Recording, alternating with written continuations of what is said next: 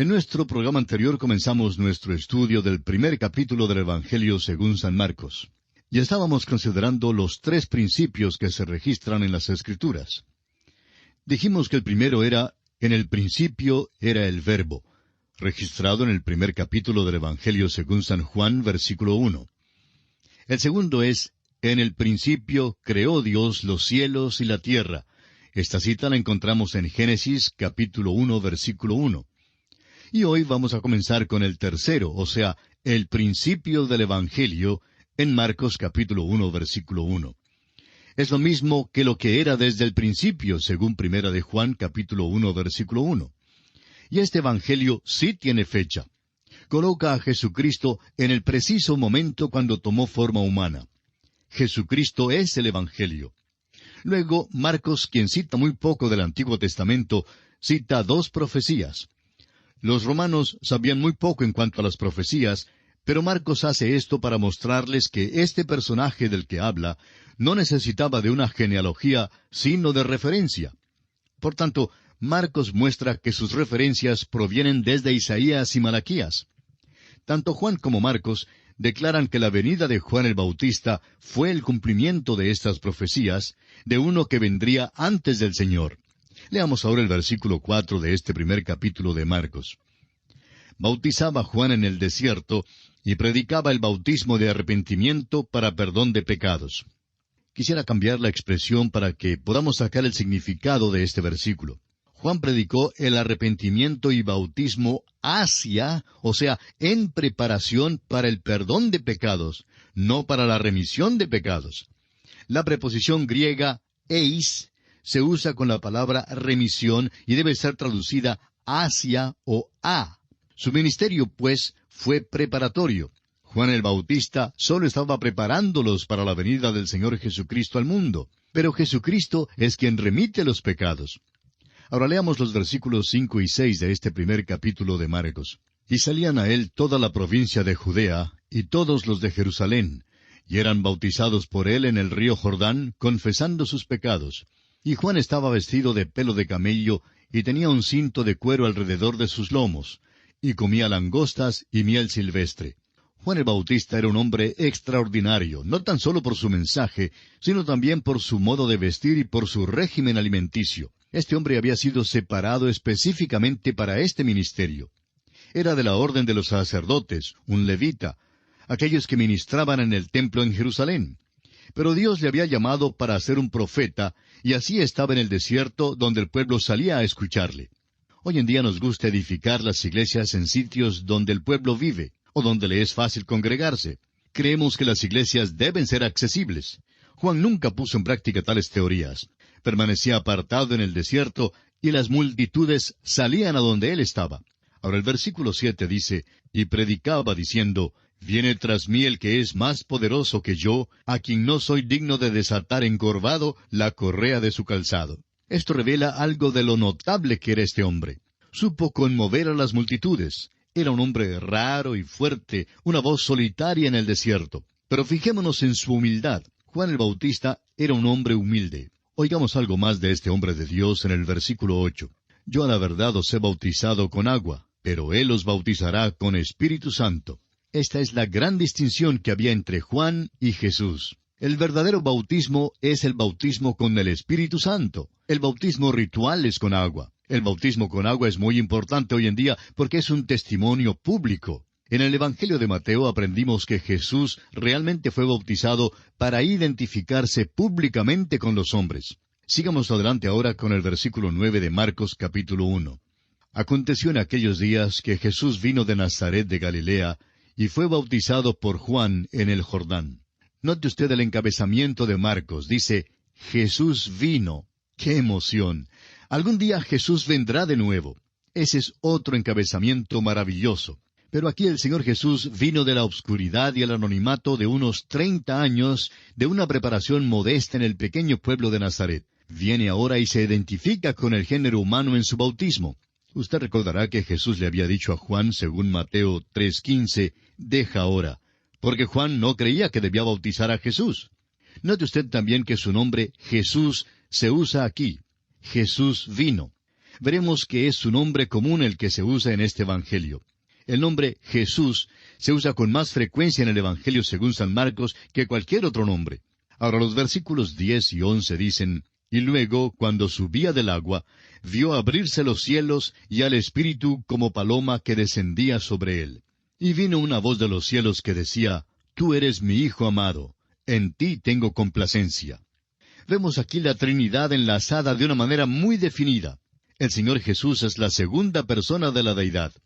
El Espíritu de Dios, como paloma, desciende sobre él. Esa es la tercera persona de la Deidad. Una voz del cielo llamándole mi Hijo amado, es el Padre, o sea, la primera persona de la Deidad. Así pues, la Trinidad es traída a nuestra atención. Y esto, a propósito, es el sello del cielo sobre la persona y la dedicación de Jesús. Notará usted que las cosas suceden muy rápido aquí. Él es el siervo. Juan el Bautista es el que lo presenta. Y luego Dios el Padre lo identifica y pone su sello sobre él. Esta es la declaración del cielo en el bautismo de Jesucristo. Leamos ahora el versículo 12 de este capítulo 1 de Marcos. Y luego el Espíritu le impulsó al desierto. Impulsó es una palabra de ferocidad y seriedad.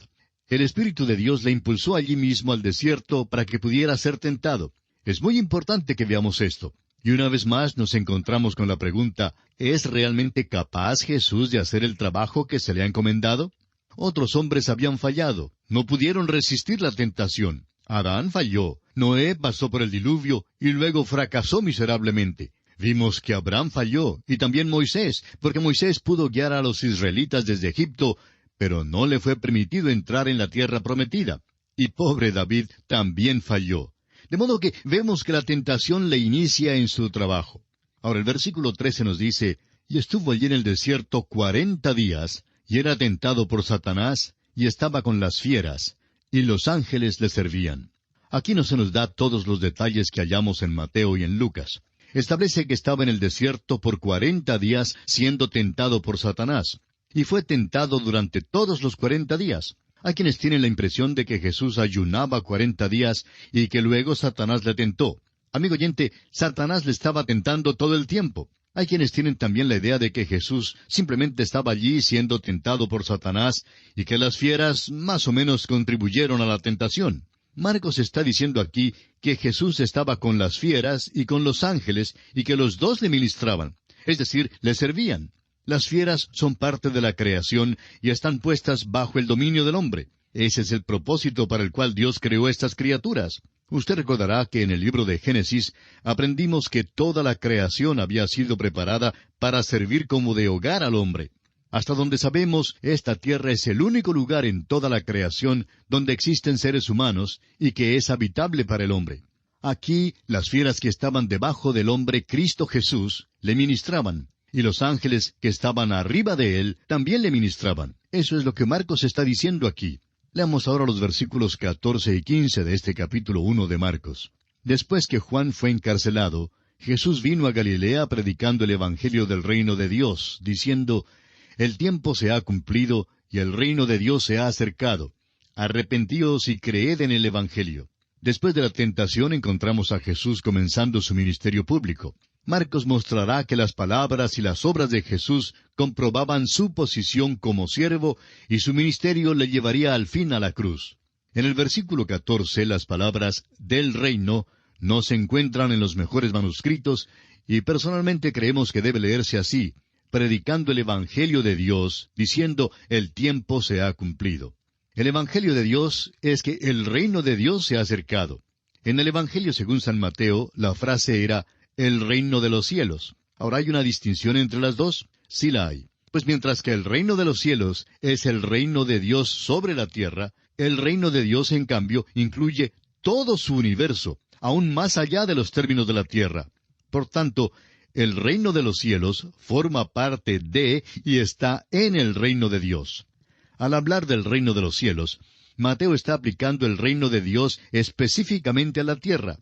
Marcos se extiende e incluye un área más amplia porque el reino de Dios incluye todo el universo con todas sus criaturas. En cuanto a la tierra, el decir que el reino de los cielos se ha acercado sería sinónimo al reino de Dios. Pero el reino de Dios incluiría las regiones más allá de la tierra, mientras que el reino de los cielos significa la porción del reinado de Dios sobre la tierra. El mensaje de Jesús es el mismo que el mensaje de Juan el Bautista en el Evangelio según Mateo. Arrepentíos, porque el reino de los cielos se ha acercado. Creemos que en nuestros tiempos el mensaje realmente se ha volteado al revés. La fe viene antes del arrepentimiento. Cuando usted se vuelve a Jesucristo por la fe, realmente se vuelve a Él de algo. Y aquel volver de algo es el arrepentimiento. Si uno no se ha vuelto de algo, entonces al parecer no se ha vuelto verdaderamente hacia Cristo. Es verdad que si uno se vuelve verdaderamente a Cristo, habrá entonces la manifestación de un cambio en la vida que demuestre que el creyente se está volviendo de algo. Por tanto, no hay ninguna contradicción. Lo importante hoy en día es que los hombres y las mujeres crean al Evangelio. Pero si es verdadera esta fe, incluirá el arrepentimiento. Ahora consideremos otro aspecto y es el llamamiento de Jesús a 4 discípulos. Estamos viendo aquí una acción veloz, pero recuerde que este Evangelio fue escrito para los romanos, quienes eran hombres de acción. Eran hombres poderosos y gobernaban al mundo. Mateo se dirige al hombre religioso, mientras que Marcos se dirige al hombre poderoso. Lucas se dirige al pensador, y el Evangelio de Juan está dirigido al hombre que necesita de la salvación. Leamos ahora los versículos 16 al 20 de Marcos capítulo 1. Andando junto al mar de Galilea, vio a Simón y a Andrés su hermano, que echaban la red en el mar, porque eran pescadores. Y les dijo Jesús, Venid en pos de mí, y haré que seáis pescadores de hombres. Y dejando luego sus redes, le siguieron. Pasando de allí un poco más adelante, vio a Jacobo, hijo de Zebedeo, y a Juan su hermano, también ellos en la barca, que remendaban las redes. Y luego los llamó, y dejando a su padre Zebedeo en la barca con los jornaleros, les siguieron. Hubo 3 llamamientos separados y distintos que fueron hechos a los apóstoles. En primer lugar, en el Evangelio según San Juan, capítulo 1, versículos 35 al 51, dice que cuando Jesús iba a Jerusalén, encontró a estos hombres y les hizo un llamamiento general, informal y casual. Ellos querían saber dónde vivía, ya que Juan el Bautista se los había señalado, y sucedió que algunos de los discípulos de Juan le siguieron. Al comienzo no querían quedarse con él, y él tampoco exigió en ese tiempo que se quedaran. Y así regresaron una vez más a su pesca en Galilea. En segundo lugar, encontramos aquí en Marcos que en el principio de su ministerio público, Jesús caminó junto al mar y halló pescando a estos mismos discípulos, a quienes llamó al discipulado total. Su llamado es para ser pescadores de hombres. Sin embargo, encontramos en el Evangelio según San Lucas, capítulo 5, versículos 1 al 11, que de nuevo volvieron a su pesca. El tercer llamamiento y final fue un llamamiento al apostolado. Se registra en Marcos, capítulo 3, versículos 13 al 19. También en Mateo 10 y en Lucas, capítulo 6. Habían vuelto por segunda vez a su pesca, y así es que Simón Pedro le dice, «Apártate de mí, Señor, porque soy hombre pecador». Lo que realmente dice es, «¿Por qué no llamas a otro? Déjame en paz porque te he faltado mucho. Soy tan pecador». Pero el Señor no le abandonó, y gracias a Dios por eso. Pues el Señor vino la tercera vez y los nombró al apostolado definitivo. Leamos ahora el versículo 21 que dice, «Y entraron en Capernaum, y los días de reposo, entrando en la sinagoga, enseñaba». Usted recordará que cuando los líderes religiosos le preguntaron a Jesús en cuanto a lo que hacía en el sábado, Cristo expresó claramente en Juan 5:17 que «Mi Padre hasta ahora trabaja y yo trabajo».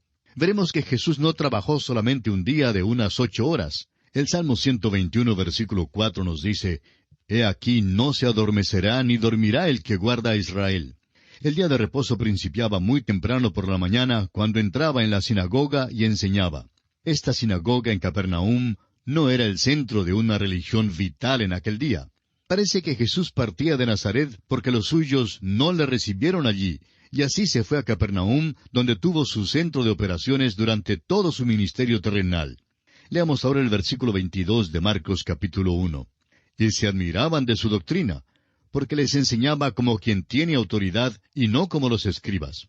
Vemos aquí el efecto de la potencia que tiene la verdad y el comportamiento de este hombre. La crítica que se lanza contra la Iglesia hoy en día y contra su ministerio es que no hablamos con autoridad. Y el ministerio de la Iglesia no habla con autoridad porque nosotros hemos perdido nuestra fe. Cuando digo nosotros, no quiero decir que yo he perdido mi fe. Quiero decir que, como un grupo, los ministros del Evangelio de hoy en día no hacen el esfuerzo por predicar y enseñar la palabra de Dios. Hay una desviación de la verdad y una bifurcación grande entre el púlpito y la palabra de Dios. Hablamos hoy en cuanto a la brecha entre las generaciones. Amigo oyente, hoy tenemos una brecha en cuanto a lo que se predica y lo que realmente dice la Biblia. En el tiempo de nuestro Señor hubo también una brecha. La sinagoga no ofrecía nada que fuese de vital importancia en aquel día, y como resultado, cuando vino nuestro Señor, se admiraron de su doctrina. Leamos ahora los versículos 23 y 24. Pero había en la sinagoga de ellos un hombre con espíritu inmundo que dio voces diciendo, «Ah, ¿qué tienes con nosotros, Jesús Nazareno? ¿Has venido para destruirnos? Sé quién eres, el Santo de Dios». Este primer milagro en el Evangelio de Marcos ocurre en la esfera espiritual. Solo Dios manda en la esfera espiritual. Él está en control de los demonios. Hay muchísima evidencia histórica que la posesión demoníaca y la adoración de los demonios era algo desenfrenado a través de todo el imperio romano de esos tiempos. La única manera en que la posesión de los demonios puede ser combatida es por medio del Señor Jesús, porque Él y Él solo es poderoso para moverse en esa esfera. Por eso mismo, Marcos nos da como el primer milagro. Este milagro es presentado primero porque si es que Jesús tiene poder en esta esfera, entonces significa dos cosas. En primer lugar, que Él tiene poder en cualquier esfera. Y en segundo lugar, Dios es el único que tiene poder para hacer tal cosa. En otras palabras, este milagro es una manifestación parcial de sus credenciales. Él tenía la autoridad y el poder. Enseñaba como alguien que tenía autoridad. Y ahora demostró que tenía tal poder y autoridad. Si usted, amigo oyente, está enterado de lo que está ocurriendo en nuestra cultura contemporánea hoy en día, entonces reconocerá que la adoración de Satanás ha llegado a ser algo de grandes proporciones.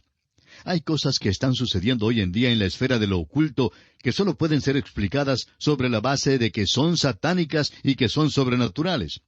No es posible explicar razonablemente por qué jóvenes hoy en día dejan los hogares donde los padres los aman. No crean toda la propaganda que se está divulgando hoy. Los jóvenes se sienten hoy muy mal comprendidos y expresan lástima de su propia condición. Muchos de ellos, al expresarse, dan a entender que son muy sensibles a lo que creen ser su condición patética. Dicen que no tienen libertad, que no tienen esto ni aquello. Pero la realidad de las cosas, amigo oyente, es que nunca ha habido una generación de jóvenes que haya tenido todo lo que tiene esta generación, y todavía lloran. Ahora, cuando yo era niño, mis padres no me permitían lloriquear y reclamar. Se presumía que cada uno tenía su trabajo y que cada uno cumpliría con su trabajo, le gustara o no le gustara a uno. El trabajo todavía tenía que hacerse. Pero esta generación de jóvenes está empantanada en una falsa autocompasión. Tienen de todo y lo han probado todo, aun las drogas. La adoración de Satanás ha llegado a ser algo muy practicado en nuestros días, y es mucho lo que está sucediendo en la esfera del oculto.